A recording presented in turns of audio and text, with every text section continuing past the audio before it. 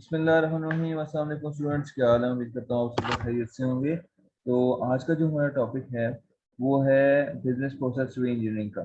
ठीक है, तो लास्ट टाइम हमने वैल्यू चेन और वैल्यू मॉडल देखा था। आज हम देख रहे हैं बिजनेस प्रोसेस री इंजीनियरिंग। तो उसमें बेसिकली करना क्या होता है या होता क्या है बिजनेस प्रोसेस री इंजीनियरिंग में?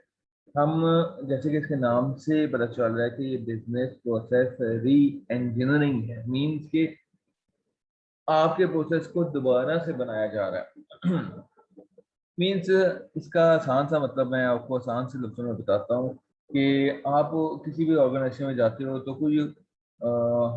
कोई भी काम करने के लिए बकायदा एक प्रोसेस होता है। यानी कि आप अगर बैंक में जाओ तो अकाउंट ओपनिंग का एक प्रोसेस होगा। ठीक है, आप यहाँ तक कि कोई शॉप पे भी जाओ तो कोई चीज़ परचेज करने का भी प्रोसेस होता है। ठीक है, तो इस तरह से ये बिजनेस कंडक्ट करने के ना डिफरेंट प्रोसेसेस होते हैं। इस तरह जब एक ऑर्गेनाइजेशन जो कि एक प्रोडक्ट बना रही होती है तो उस प्रोडक्ट को बनाने के लिए भी डिफरेंट टाइप के प्रोडक्ट प्रोसेसेस चाहिए होते हैं।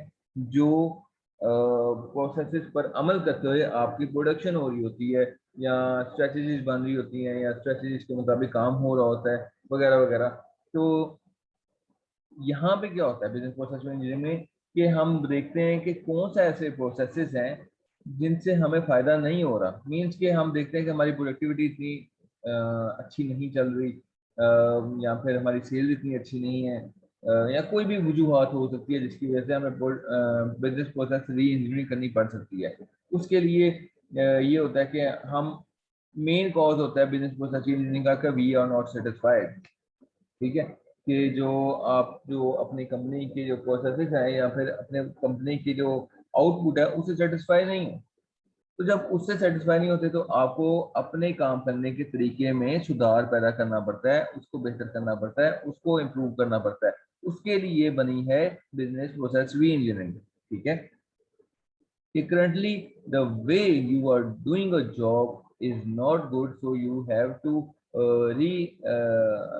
and re-engineering or analyze your processes so that you can make a betterment or make improvements in your business process वगैरह वगैरह।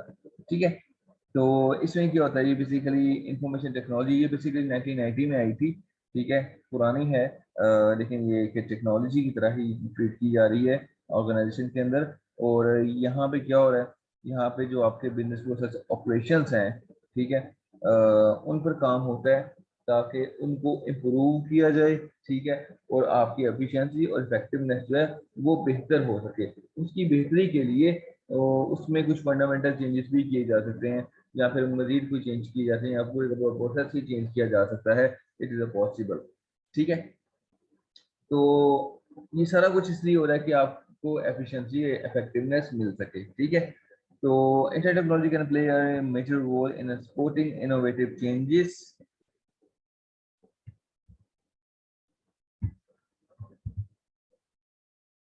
Yeah, internet technology can play a major role in supporting innovative changes in a design of workflows, job requirement, organization structure in a company.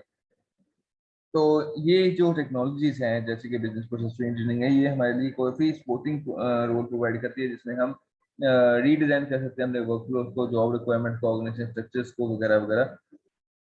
तो existing system जो है organisation का, हम क्या करते हैं इस काम में, बीपीआर में, इसको बीपीआर भी बोलते हैं। ठीक है, तो बीपीआर में हम क्या करते हैं, हम पूरे के पूरे ऑर्गेनाइजेशन के सिस्टम को री एग्जामिन करते हैं या फिर कम से कम उस पार्ट को री एग्जामिन करते हैं जिसको हम चेंज करना चाह रहे हैं। ठीक है, पूरे के पूरे ऑर्गेनाइजेशन के स्ट्रक्चर को अगर आपने चेंज करना है तो उसके लिए भी जरूरी है कि पार्ट छोटे छोटे टुकड़ों में हो, ये नहीं कि एज अ होल एकदम से कर दिया जाए, ऐसा नहीं होता। ठीक है, तो मॉड्यूल वाइज या फिर पार्ट वाइज इसको किया जाता है। तो एग्जिस्टिंग सिस्टम जो ऑर्गेनाइजेशन में उसको टोटली री एग्जामिन किया जाता है और रेडिकली या फंडामेंटली मॉडिफाई किया जाता है, इसका कि लेटेस्ट टेक्नोलॉजी से मॉडिफाई किया जाता है ताकि चेंजेस आ सकें। ठीक है, तो business process of change for betterment of organisation is called BPR. ठीक है, तो ऐसा प्रोसेस को ऐसे चेंज करना या फिर प्रोसेसेस को, किसी भी ऑर्गेनाइजेशन के प्रोसेसेस को चेंज करना ताकि उसके प्रोसेसेस में बेहतरी आए या उसके आउटपुट में बेहतरी आए, उसे हमें बीपीआर कहेंगे। और ये प्रोसेस जो है mainly use to modernise and make the organisation efficient and directly effect the performance. Basically ये काम करने से हमारी परफॉर्मेंस में बेहतरी आ सकती है और आपकी जो ऑर्गेनाइजेशन है वो एफिशिएंटली वर्क करेगी। ठीक है। It is used to gain an understanding the process of business and to understand the process to make it better and redesign thereby improving the system. क्या होता है कि इसको हम यूज करते हैं ताकि हमें पता चल सके कि हमारे प्रोसेस की प्रोसेस बिजनेस प्रोसेस है क्या, वो किस तरह से काम कर रहा है और कौन सा ऐसा तरीका होगा जिससे ये बेहतर काम कर सकेगा, या कोई प्रोसेस के अंदर कोई मॉडिफिकेशन की जा सकती है या किसी चीज की एडिशन की जा सकती है जिससे ये बेहतर हो सके। तो ये काम हम करते हैं और उसके बाद हमारा सिस्टम जो है बेहतरी की तरफ जाता है और बेहतरी ऑब्जर्व की जाती है, यानी इम्प्रूवमेंट्स को ऑब्जर्व किया जाता है। अगर ऑब्जर्व नहीं हो रहा तो दोबारा से प्रॉब्लम की तरफ जाएंगे, प्रॉब्लम को एनालाइज करेंगे, एनालाइज करने के बाद दोबारा से कोई सोल्यूशन देंगे और फिर जज करेंगे, देखेंगे कि क्या हो रहा है, बेटर फीडबैक आ रही है या बेटर जो है रिजल्ट्स मिल रहे हैं या नहीं मिल रहे तो दोबारा से रीडिजाइन करेंगे, फिर इम्प्लीमेंट करेंगे और फिर उसको ऑब्जर्व करेंगे। ये सारे ऐसे हो रहे हैं काम। ठीक है। So BPR is mainly used for a change in a work process. Latest software is used and according to the business procedures are modified. So documents are worked up more easily and efficiently. This is known as workflow management. क्या हो रहा है कि BPR जो है वो basically use होती है किस लिए, बिजनेस ये जो वर्क प्रोसेस है ना कि जिसके थ्रू आप काम कर रहे हो, किस तरह से काम कर रहे हो, इस चीज को वो चेंज करता है। ठीक है। तो इसके मुताबिक आपके लेटेस्ट सॉफ्टवेयर जो हैं वो भी यूज होते हैं इस काम में, जो कि आपके बिजनेस प्रोसीजर जो हैं वो मॉडिफाई हो रहे होते हैं, उनको रिकॉर्ड किया जा रहा होता है। ठीक है। तो documents are worked up on more easily and efficiently, ताकि और जो जो चेंजेस आप कर रहे हो उनको डॉक्यूमेंट फॉर्म में भी लेके आते हो ताकि आपको पता चले कि आपने क्या क्या चेंजेस किए हैं, किस तरह से किए हैं, किस लेवल पे किए थे, कब की थी वगैरह वगैरह, ताकि इसे पता चल सके। तो ये वर्क फ्लो मैनेजमेंट भी हो जाता है, जाके आपको पता चले कि आप क्या क्या चेंज करते आ रहे हो, क्या क्या चेंज करने जा रहे हो, क्या क्या चेंज कर चुके हो वगैरह वगैरह, ये मॉडिफिकेशन हो रही है। तो नेक्स्ट आगे सिग्निफिकेंस ऑफ बीपीआर की बात करते हैं। तो बेसिकली मैं एक और चीज आपको बता दूं, इसके हैं 4 स्टेप्स। ठीक है। जिसमें हम पहले नंबर पे देखते हैं कि आइडेंटिफाई करना होता है हमने प्रोसेस को, क्या करना होता है, प्रोसेस को आइडेंटिफाई करना होता है। फिर रिव्यू अपडेट एनालाइज मीन्स कि हमने रिव्यू करके देखना होता है कि भाई क्या चीज आपके सामने निकल के आई है, इस प्रोसेस के अंदर क्या मतलब मकसद है। उसके बाद हम उसको डिजाइन करते हैं। ठीक है। यानी कि दोबारा से रीडिजाइन किया जाता है उस प्रोसेस को, ताकि जो चेंजेस प्रॉब्लम आई हैं हमें दिखी हैं सेकंड फेज के अंदर, हम उसको डिजाइन करें और चौथे में हम टेस्ट एंड इम्प्लीमेंटेशन करें उसकी। ठीक है। अगर यहाँ पे ही प्रॉब्लम आ रही है तो हम दोबारा से प्रोसेस को आइडेंटिफाई करेंगे और फिर दोबारा से जाएंगे यहाँ पे सेकंड फेज को, और फिर थर्ड फेज में हम इसको डिजाइन करेंगे एक नए प्रोसेस को, और उसके बाद टेस्ट एंड इम्प्लीमेंटेशन करके देखेंगे कि क्या रिजल्ट निकल रहा है हमारे पास। ठीक है। तो यही सारी कहानियां बेसिकली मेन जो है मैंने अभी बताई आपको। इसके बाद आगे हम स्टेप बाय स्टेप देखते हैं कि ये क्या हो रहा है। तो बिजनेस प्रोसेस जो है बेसिकली क्या है, वो आपका ग्रुप ऑफ एक्टिविटीज होती हैं जो कि आपके ऑर्गेनाइजेशन के डिफरेंट डिपार्टमेंट्स या फिर ऑर्गेनाइजेशंस या उसके जो इंडिविजुअल्स हैं वो यूज कर रहे होते हैं किसी भी ट्रांजैक्शन के लिए बिजनेस में। ठीक है। तो ये वो आपके बिजनेस प्रोसेसेस हैं। And there may be a people who do not who do this transaction और tools, we all do them at once at point or another, either as a supplier or a customer। तो यहाँ पे क्या हो रहा है कि there may be a people who do this transaction or tools। क्या होता है कि ऐसे भी लोग हैं जो कि कुछ ट्रांजेक्शन या टूल्स को यूज करते हुए ये काम कर रहे होते हैं। और इसमें क्या होता है कि एट पॉइंट पर हम या तो सप्लायर के तौर पे देख रहे होते हैं या कस्टमर के तौर पे देख रहे होते हैं। we we really appreciate the needs of process improvement or change in the organization conduct with business. If you have ever waited in a queue for a longer time to purchase 1 kilo of rice from public distribution shop, अब वो कह रहा है कि आप इस process को अगर बेहतर कर सकते हो तो आपको वाकई अच्छा लगेगा ये देखने में कि अगर आपने कभी भी 1 किलो राइस खरीदने के लिए पब्लिक डिस्ट्रीब्यूशन शॉप पर वेट किया हो, ठीक है, और इस प्रोसेस को चेकआउट प्रोसेस कहते हैं आमतौर पे, यानी कि आप कोई चीज़ परचेज करने जाते हो तो एक लंबी चौड़ी सी क्यू में आप लग जाते हो और अपनी टर्न पर आप चेकआउट कर पाते हो, यानी कि 1 किलो सामान थोड़ा सा था और वेट इतना करना पड़ा।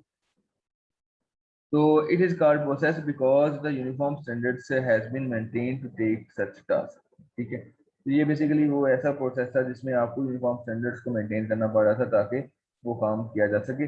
बस, और इसमें क्या है, बेसिकली आपको क्या करते हो, इसमें आपको वेट करना पड़ा था क्योंकि अपनी टर्न पे आना जाना था उन्होंने चीज़ों को, ये प्रोसेस है यही। तो the system starts with forming a Q. क्या होता है कि ये जो सिस्टम है ये स्टार्ट होता है कि एक क्यू बनती है, आप receiving the needed items from the shop, ठीक है। आप रिसीव करते हो वो आइटम जो भी आपको शॉप से चाहिए होती है, बिल होता है उसका, पेमेंट आप देते हो, और पेमेंट जो है paying amount and receiving the receipt of purchase and process and up with the exit from the store.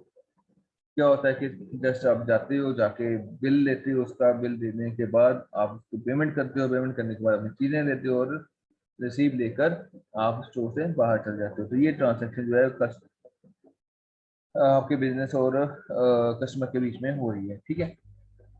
तो it is a transaction between a customer and a supplier, यानी कि ये ट्रांजैक्शन है कस्टमर और supplier के बीच में। तो how to implement a business process review engineering in your business.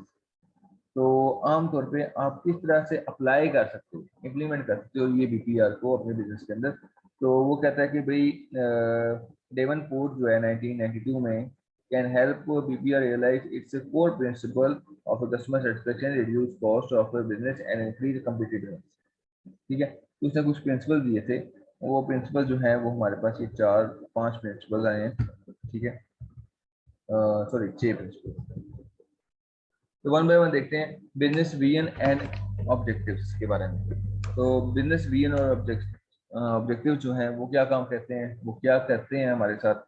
तो ये कहता है कि भाई any BPR activity needs to begin with clearly defined and measurable objective. कोई भी बीपीआर एक्टिविटी जो है वो बिगिन होती है clear and defined measurable objective के साथ, ठीक है। उसका कोई मकसद होता है बीपीआर का, बेसिकली बिजनेस प्रोसेस इंजीनियरिंग है ना ये, तो इसका कोई मकसद है और क्लियरली डिफाइन किया गया होगा और मेजरेबल ऑब्जेक्टिव्स होंगे उसके, हम मेजर कर सकेंगे, देख सकेंगे। Whether the goal is reducing the cost, की उसका क्या ऑब्जेक्टिव है, क्या उसकी कॉस्ट को रिड्यूस करना उसका गोल है, या क्वालिटी को इम्प्रूव करना, प्रोडक्ट की क्वालिटी को इम्प्रूव करना उसका गोल है, या फिर एफिशिएंसी को इम्प्रूव करना उसका गोल है। The framework for what needs to be achieved has to be decided upon at the outset in line with the company vision and mission। वो कहता है जो भी मकसद है उसके लिए फ्रेमवर्क जो है वो बनाया जाता है और उसको अचीव किया जाता है ताकि उसको कंपनी के विजन और मिशन के साथ मैच किया जा सके। जो भी आपका मकसद है उसके मुताबिक काम करना, मतलब कि उसके मुताबिक जो है आपको फ्रेमवर्क डिजाइन करना पड़ेगा। Next, identification and selecting process. इसमें क्या होता है कि एक बार जब आपके माइंड में गोल आ गया ना कि मैंने ये काम करना है, लेट्स सपोज आपने प्रोडक्ट्स को इम्प्रूव करना है या फिर उसकी जो क्वालिटी है उसको इम्प्रूव करना है, तो जब एक ये चीज़ आपके पास आ गई है तो जितने भी प्रोसेसेस हैं वो आप स्टडी करोगे और दो सीन एज लैकिंग, ठीक है, दो सीन एज लैकिंग और that can be improve need to be identified.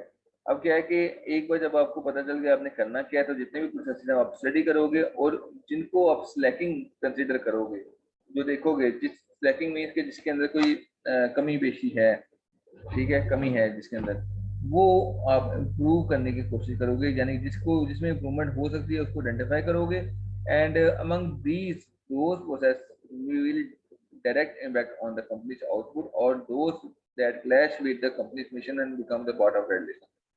क्या होता है कि ऐसे प्रोसेसेस जिनका डायरेक्टली आपके कंपनीज के आउटपुट पर इफेक्ट हो सकता है, या फिर ऐसी जो प्रोसेसेस हैं जो कि आपकी कंपनीज की मिशन के खिलाफ जा रहे हैं, ठीक है, या उससे हटकर हैं जो आपने अभी डिसाइड किया था ऊपर, बिजनेस विजन एंड ऑब्जेक्टिव में, जो इससे हटकर साइड पे हो जाते हैं उसको हम रेड लिस्ट में डाल देंगे। एक रेड लिस्ट जो है वो मेंटेन करे होंगे, उसमें वो सारे प्रोसेसेस को डाल दिया जाएगा। And this clear identification makes the difference between BPR success और फेलियर। और ये जो चीज है ना, ये आपकी बीपीएस फेलियर और सक्सेस के लिए जरूरी बन जाएगी, यानी कि डिफरेंस क्रिएट करेगी कि आपका जो है बीपीएस वो बीपीआर जो है वो सक्सेस हुआ है या फेल हुआ है। उसके बाद कहते हैं understand measure the red processes. अब हमने अंडरस्टैंड करना है और मेजर करना है कि रेड प्रोसेसेस क्या है। वो प्रोसेसेस जो स्लैकिंग है, with a list of slacking process in hand, it is imperative to identify how they were identified as such. Are they taking too much time to complete? Is the quality of the outcome being compromised? What the issue? Each process must be judged objectively, either against industry standards or ethically obtained competitor best practice. क्या होता है अभी यहाँ पर ना, हम वो जो रेड प्रोसेसेस है ना जिनको हमने हाईलाइट किया था कि जो प्रॉब्लम क्रिएट कर सकते हैं या स्लैकिंग वाले हैं, उनको हम देखते हैं, साइड पे कर लेते हैं और उसको हम ना ऑब्जर्व करना शुरू कर देते हैं कि इनकी तरफ प्रॉब्लम क्या है। क्या ये ज़्यादा वक्त तो नहीं ले रहे, अपने नॉर्मल टाइम से ज़्यादा टाइम तो नहीं ले रहे? क्या ये क्वालिटी जो है, क्वालिटी स्टैंडर्ड जो है वो, क्या आउटकम जो आपको आ रही हैं और उनकी जो क्वालिटी आ रही है, यानी कि जो भी आपके प्रोडक्ट्स हैं उनकी जो आउटकम्स हैं, जो उनकी क्वालिटी है वो कॉम्प्रोमाइज़ तो नहीं हो रही? और ये भी देखा जाता है कि भाई इशू है क्या, ठीक है, उसको जज किया जाता है और अपने जो इंडस्ट्री के जो स्टैंडर्ड्स हैं या आपके जो ऑर्गेनाइजेशन के जो स्टैंडर्ड्स हैं उनके मुताबिक देखा जाता है। और उसके बाद कंपटीटर्स के बेस्ट प्रैक्टिसेस को भी ऑब्टेन किया जा सकता है। बेस्ट प्रैक्टिसेस वो होती हैं जो सक्सेसफुली इम्प्लीमेंटेड होती हैं, लोग उसको इम्प्लीमेंट कर चुके होते हैं और उनके रिजल्ट अच्छे आए होते हैं, उनको बेस्ट प्रैक्टिसेस कहते हैं। हम वो देखे ट्राई करना शुरू कर देंगे। Information system and technology capabilities, ठीक है।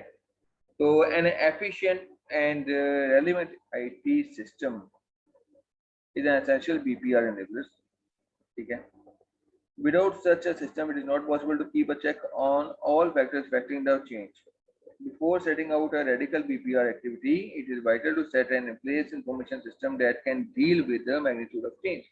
क्या कह रहा है कि यहाँ पे देख रहे हैं कि अगर आपने एफिशिएंट और रेलेवेंट आईटी सिस्टम जो है वो यूज कर रहे हैं, तो आपने क्या करना है विदाउट सच सिस्टम में, यानी कि इस सिस्टम के बगैर आपके लिए मुश्किल हो जाएगा, पॉसिबल नहीं रहेगा कि आप सारे के सारे फैक्टर्स जो हैं वो देखें जो इफेक्ट कर रहे हैं आपके ऑर्गेनाइजेशन को और आप उसको चेंज करने जा रहे हो। और चेंजिंग में आपको हेल्पफुल नहीं होगा अगर आप ये चीज़ें या ये सिस्टम जो है आपके पास है अवेलेबल नहीं है। और इससे पहले कि आपको रेडिकल बीपीआर एक्टिविटी करें तो आपको क्या करना है कि इंफॉर्मेशन सिस्टम जो है वो आपको भी चाहिए होता है, जो कि बता सकता है आपको कि अगर आप इसके अंदर ये चेंजेस करोगे तो मैग्नीट्यूड जो है चेंज का वो क्या हो जाएगा, यानी उसके आउटकम्स क्या क्या निकल सकते हैं, ठीक है। मैनेजमेंट इंफॉर्मेशन सिस्टम ना आपके बेसिकली डिसीजन मेकिंग में भी काम आता है।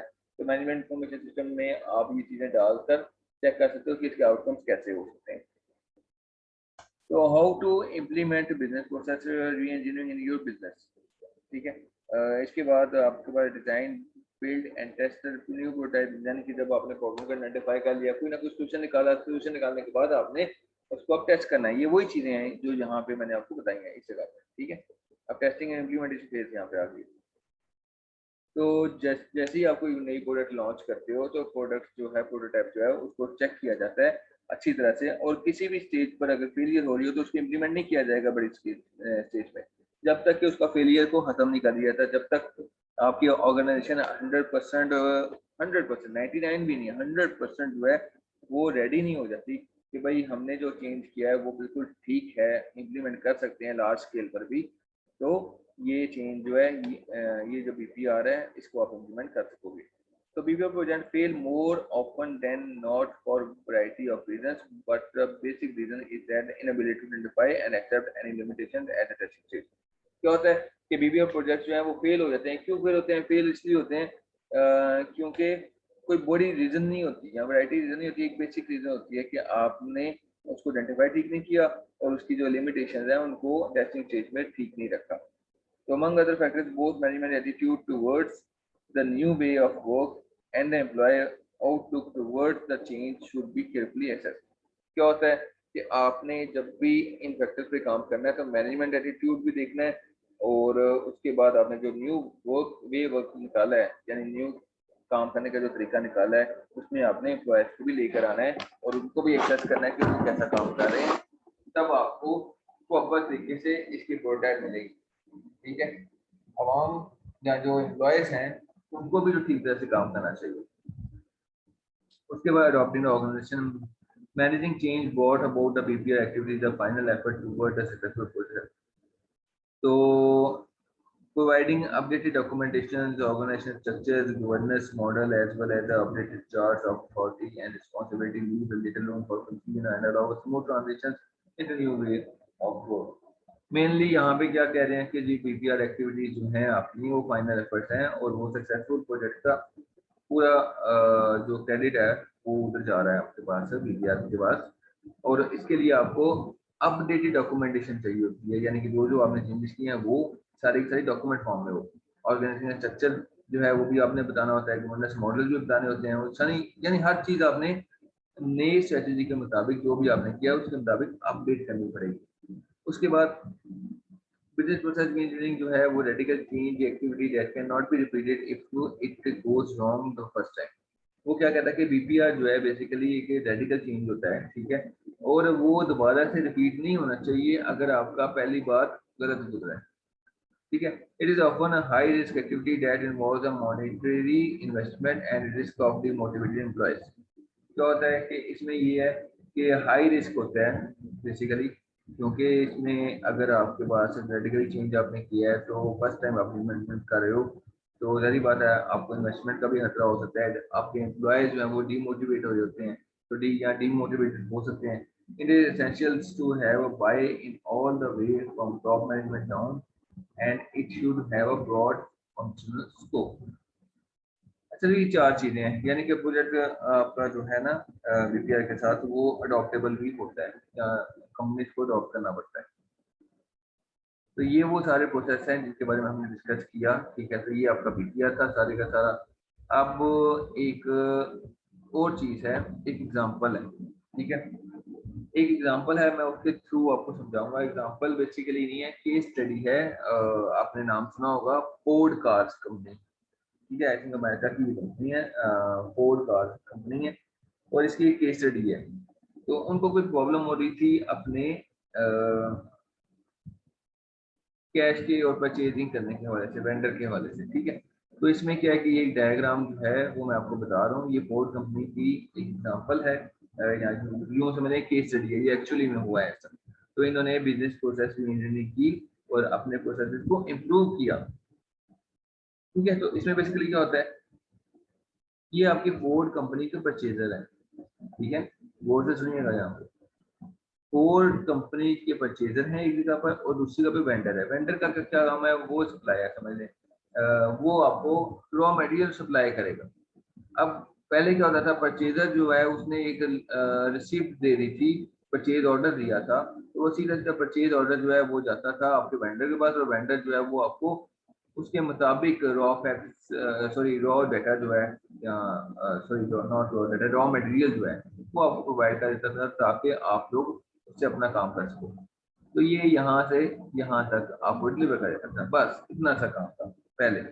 लेकिन इसमें प्रॉब्लम क्या है, आप सोचोगे सर प्रॉब्लम क्या है इसमें, ये जैसे सिंपल काम है, इसने रसीद दी है, परचेज ऑर्डर दिया है, इसने परचेज ऑर्डर फुलफिल करके दे दिया, लेकिन इसमें ये है कि बीच में जो बंदा रिसीव करने जा रहा है या बीच में कोई बंदा आ जाता है, तो वो उस ऑर्डर को चेंज कर सकता है, कम कर सकता है, ज्यादा कर सकता है, साइज इंक्रीज कर सकता है, डिक्रीज कर सकता है, यानी किसी तरह की दो नंबरी कर सकता है। वो हमारे लफ्जों में किसी भी तरह की दो नंबरी हो सकती है, क्योंकि ये परचेज है। तो परचेज ऑर्डर किया, यहाँ से परचेज ऑर्डर वापस आ रहा है। अब ये क्या करता है, अब मामला खराब हुआ, बीपीआर आया, जब बीपीआर ने चेक किया कि भाई यहाँ पे तो मसले चल रहे हैं, तो उसने क्या किया, परचेजिंग ऑर्डर में अब दो बातें आ गई। अब एक चीज, परचेजर जो है फोर्ड कंपनी के जो परचेजर हैं उन्होंने क्या किया उन्होंने एक परचेज ऑर्डर जो है वो बनाया, वो एक तो दे दिया वेंडर को और उसकी एक कॉपी जो है वो दे दी अपने अकाउंट की तरफ। ठीक है, कॉपी ऑफ परचेज ऑर्डर, ये अब उसका सोल्यूशन है। ठीक है, बीपीआर आ गया बीच में। तो उसने क्या किया, उसने ये डिजाइन किया कि भाई आप एक काम करें, एक कॉपी बना लिया करें और वो कॉपी जो है वो अकाउंट्स को दे दिया करें। तो अकाउंट से जो बंदा डॉक्यूमेंट्स या गुड्स को रिसीव करने जाएगा, वो इस कॉपी के मुताबिक रिसीव करेगा, ना कि उस कॉपी के मुताबिक। ठीक है, और फिर बिल देगा अगर दो चीजें बिल्कुल सेम हुई और परचेज ऑर्डर भी सेम हुआ और उसके मुताबिक डिलीवरी आई, तो हम रिसीव करेंगे और पेमेंट देंगे, अदरवाइज हम रिसीव नहीं करेंगे। तो ये एक सिंपल सा उन्होंने प्रोसीजर दे दिया। इसमें क्या हो रहा है, कॉपी जो है वो परचेज ऑर्डर के पास चलेगी, परचेज ऑर्डर ने क्या किया, ये सारी बातें इसने अकाउंट, ये परचेज ऑर्डर यहाँ पे आया अकाउंट्स के पास, अकाउंटेंट ने क्या किया, इसने रिसीविंग डॉक्यूमेंट जो है, ये जो वेंडर है इसने गुड्स ली और यहाँ पे डिलीवरी करने पहुंच गया। अब यहाँ पे उसने जो कॉपी जो परचेज ऑर्डर की वो देखी और उसके मुताबिक जो है वो रिसीविंग ली और पेमेंट।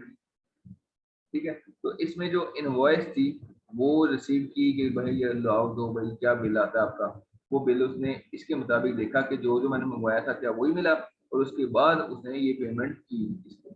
तो जो बीच में दो नंबरी के चांसेस थे वो हो गए खत्म। तो इससे बेहतर हो गया ये काम का। ठीक है, तो ये थी केस स्टडी, छोटी सी केस स्टडी थी। तो इस तरह की केस स्टडीज भी एग्जाम्स में आ सकती हैं, लेकिन ये है कि आप ज़्यादा यहाँ देखिएगा। ठीक है, तो ये आमतौर पे एग्जांपल के तौर पे आई भी जाती है, डायग्राम वगैरह बना ली जाए तो अच्छा लगता है, इफेक्ट अच्छा पड़ता है आमतौर पे। ठीक है जी, तो आज का यही टॉपिक था हमारा। तो उम्मीद करता हूँ आपको अच्छा लगा होगा। थैंक यू सो मच, अल्लाह हाफिज़।